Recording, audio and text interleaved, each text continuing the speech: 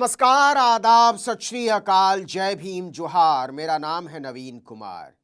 मनमोहन सिंह के निधन के बाद जमीन देने और अंतिम संस्कार में हुई कोताही नरेंद्र मोदी के गले की फांस बनती जा रही है। लेकिन जब तक वो इसे समझ पाते तब तक सुधार का मौका उनके हाथ से निकल चुका था। और सबसे ज्यादा मोदी फंसे हैं दिल्ली में। देखिए कि दिल्ली में किसी भी समय विधानसभा चुनाव की घोषणा हो सकती है और वैसे भी बीजेपी 10 साल से दहाई सीट लाने के लिए तरस रही है। ऐसे में पूर्व प्रधानमंत्री डॉक्टर मनमोहन सिंह की अंत्येष्टि के दौरान कथित अव्यवस्था को लेकर छिड़ा विवाद भारतीय जनता पार्टी के लिए एक चुनौती बन सकता है। इस विवाद ने न केवल सिख समुदाय को आहत कर दिया है, बल्कि पंजाब से ताल्लुक रखने वाले किसी भी समुदाय के लोग आहत हैं। इसके अलावा ऐसे लोग जो पंजाब से वास्ता नहीं रखते लेकिन मनमोहन सिंह की शराफत, सादगी और सौम्यता के कायल हैं, वो भी मोदी के छुटभइयेपन से चिढ़ गए हैं। इसके अलावा इसने विपक्षी दलों को भी बीजेपी के खिलाफ एकजुट होने का मौका दे दिया है। मुझे दुख एक बात का है कि कांग्रेस ने डॉक्टर मनमोहन सिंह जी की मृत्यु पर भी राजनीति करने का प्रयास किया। क्या नेहरू गांधी परिवार इस स्तर तक गिर जाएगा कि डॉक्टर मनमोहन सिंह जी के नाम पर उनकी मृत्यु पर भी राजनीति करेगा? और राहुल गांधी जी को तो देश से माफी मांगनी चाहिए। देखिए, डॉक्टर मनमोहन सिंह की अंत्येष्टि विवाद ने दिल्ली की राजनीति में हलचल मचा दी है। सिख समुदाय की नाराजगी और विपक्षी दलों की रणनीति ने बीजेपी के लिए नई चुनौतियां खड़ी कर दी हैं। कांग्रेस ने इसे सीधे सीधे सिखों के अपमान का मुद्दा बना दिया है। बीजेपी इस मुद्दे को ठीक से संभाल नहीं पाती तो यह दिल्ली में होने वाले विधानसभा चुनाव में उसके लिए बड़ा सिरदर्द बन जाएगा। इसकी वजह यह है कि दिल्ली में सिखों की आबादी कुल मतदाताओं का लगभग 4% है। यह तबका कम से कम 9 विधानसभा सीटों पर निर्णायक भूमिका निभाता है। आगे बताएंगे इसके बारे में विस्तार से। सिख समुदाय से आने वाले इकलौते प्रधानमंत्री मनमोहन सिंह के अंतिम संस्कार में हुई अव्यवस्था और अपमान के आरोपों ने सिखों के बीच बीजेपी को लेकर नाराजगी बढ़ा दी है। आपको बता दें कि सिख समुदाय लंबे समय से अपनी धार्मिक और सांस्कृतिक पहचान को लेकर बेहद संवेदनशील और सजग रहा है।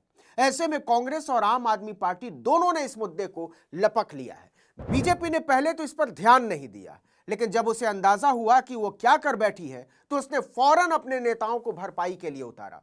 लेकिन तब तक बहुत देर हो चुकी थी और यह बीजेपी के लिए मुश्किलें खड़ी कर सकता है। जबकि कांग्रेस ने केवल अपने परिवार के लोगों के स्मारक और समाधियां बनवाई। सम्मान का असली मतलब सीखना है तो आदरणीय प्रधानमंत्री नरेंद्र मोदी जी से सीखना चाहिए। देखिए, दिल्ली के कोई 1.5 करोड़ मतदाताओं में सिख मतदाताओं की संख्या लगभग 6.5 लाख के आसपास है। हरिनगर, कालकाजी, रजौरी गार्डन, जनकपुरी और तिलक नगर समेत 9 सीटों पर सिखों का दबदबा है। लेकिन भाजपा का डर केवल सिख नहीं है, भाजपा का डर है पंजाबी, क्योंकि अनजाने में भाजपा ने मनमोहन सिंह के पीछे पंजाबियत को आहत कर दिया है और दिल्ली में पंजाबी समुदाय के मतदाताओं की संख्या लगभग 22% है। इसमें मोटे तौर पर सिख, दलित और पंजाबी खत्री शामिल हैं। इसीलिए कांग्रेस मनमोहन सिंह के अपमान के मुद्दे को लेकर लगातार आक्रामक रुख अख्तियार किए हुए है।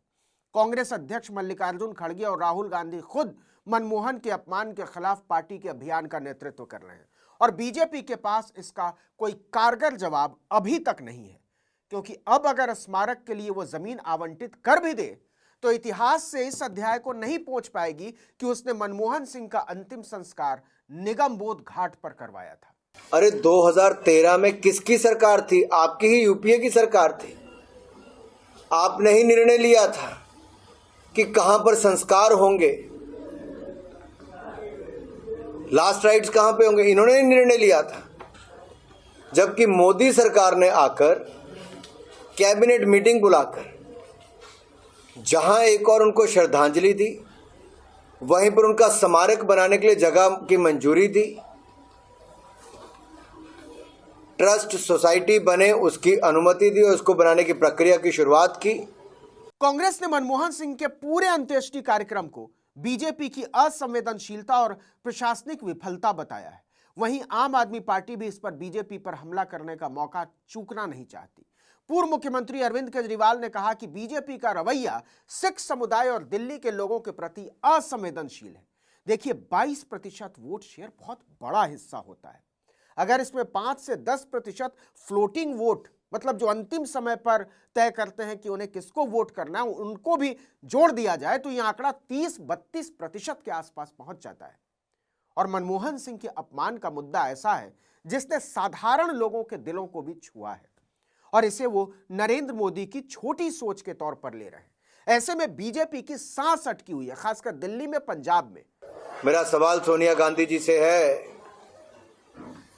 और श्रीमान राहुल गांधी जी हो सके तो जवाब दीजिए। स्वर्गीय नरसिम्हा राव जी जो पूर्व प्रधानमंत्री हैं, आपके परिवार ने, आपकी पार्टी ने उनका संस्कार भी दिल्ली में नहीं होने दिया। क्या उनका पार्थिव शरीर कांग्रेस के मुख्यालय पर गया था? और दूसरा उदाहरण, कांग्रेस के अध्यक्ष सीताराम केसरी जी को एक तरह से कपड़े फाड़, धोती उतार के कैसे बाहर फेंक दिया था कांग्रेस के मुख्यालय से। उनकी मृत्यु पर क्या हुआ? ये कांग्रेस का चरित्र और इतिहास है।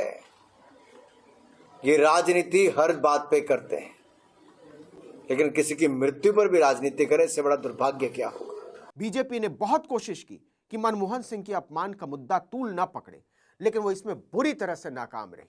टीवी चैनलों ने शुरू में इसे दबाने की कोशिश जरूर की, लेकिन सोशल मीडिया पर नैरेटिव बनते देखकर उससे भी इस पर बात करनी पड़ी। इस विवाद को लेकर मीडिया और सोशल मीडिया पर खूब चर्चा हो रही है। कांग्रेस और आम आदमी पार्टी ने सोशल मीडिया के जरिए इस मुद्दे को जोर शोर से उठाया है। नतीजा यह हुआ कि मिट्टी पलीद हो जाने के बाद बीजेपी को सफाई में उतरना पड़ा।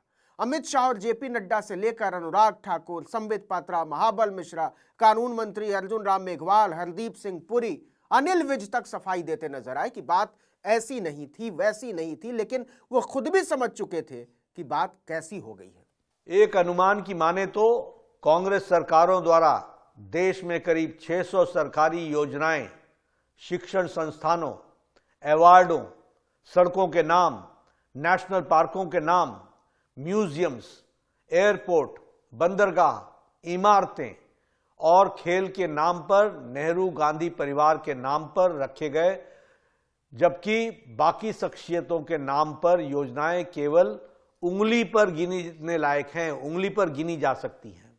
बीजेपी ने सफाई देते हुए कहा कि अंतिम संस्कार पूरी गरिमा के साथ हुआ और कांग्रेस इसे राजनीति का मुद्दा बना रही है, लेकिन इससे बात साफ हुई नहीं। अब बीजेपी डैमेज कंट्रोल में जुटी हुई है। वो मनमोहन सिंह के अपमान के मुद्दे को कांग्रेस की राजनीति करार दे रही है। इसके साथ ही उसने सिख समुदाय को अपनी ओर बनाए रखने के लिए प्रयास तेज कर दिए हैं, लेकिन दिल्ली चुनाव में इसकी भरपाई शायद ही संभव है। साफ है कि अगर बीजेपी इस मुद्दे को प्रभावी ढंग से संभालने में नाकाम रहती है तो यह दिल्ली विधानसभा चुनाव में उसे नुकसान पहुंचा सकता है। सिख और पंजाबी समुदाय की नाराजगी बीजेपी के लिए न केवल उनके प्रभाव वाली सीटों पर बल्कि पूरे वोट प्रतिशत पर भी असर डाल सकती है। इसके अलावा पंजाब की राजनीति में पहले भी बीजेपी का कोई नाम लेवा नहीं था, लेकिन मनमोहन सिंह के मुद्दे ने उसकी संभावनाओं को और धूमिल कर दिया है। इस वीडियो में इतना ही, लेकिन अगर आपने आर्टिकल 19 इंडिया को अब तक सब्सक्राइब नहीं किया तो फौरन कर लीजिए। बेल आइकॉन दबाइए, घंटी जैसी आकृति लाइक कीजिए और कमेंट करके बताइए हमारा वीडियो आपको कैसा लगा। हमारा ट्विटर हैंडल है article19_India और मेरा ट्विटर हैंडल है नवीन जर्नलिस्ट। नमस्कार।